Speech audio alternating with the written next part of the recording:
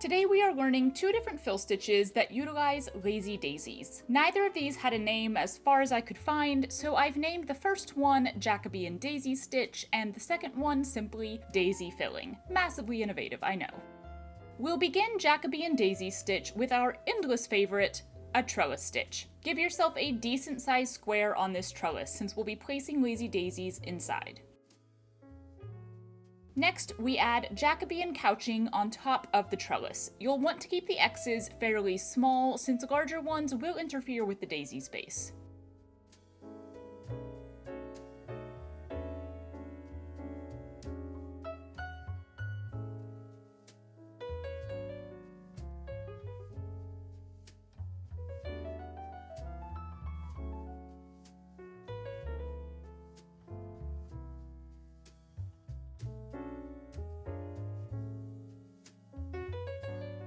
And finally, it's time for the namesake daisies. Choose any set of 4 squares to start with and place a single lazy daisy stitch in each one, with the points of each teardrop or petal facing inward to the central couched X.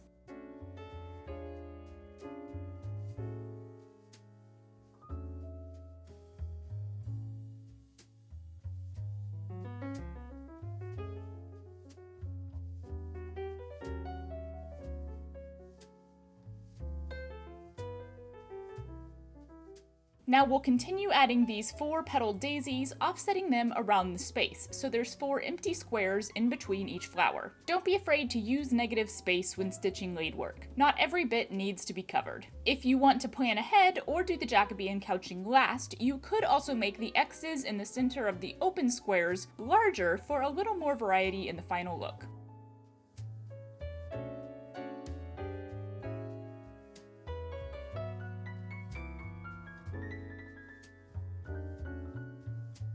And that is Jacoby and Daisy's stitch.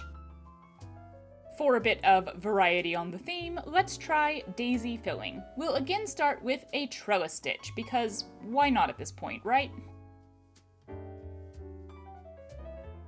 Instead of couching this time though, we'll jump straight to the lazy daisies, placing 1 in each square, creating those 4 petaled flowers all pointing towards the central cross point. No negative space necessary for this design. We'll fill every single square.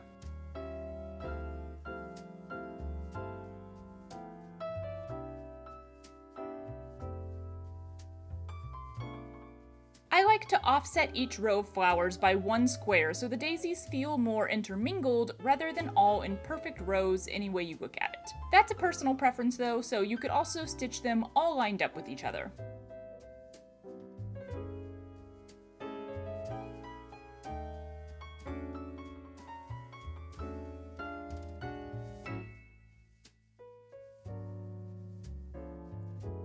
To finish off this design, we'll couch down the cross points at the center of each flower with a French knot, leaving the cross points between the flowers empty to give the impression of a field of daisies.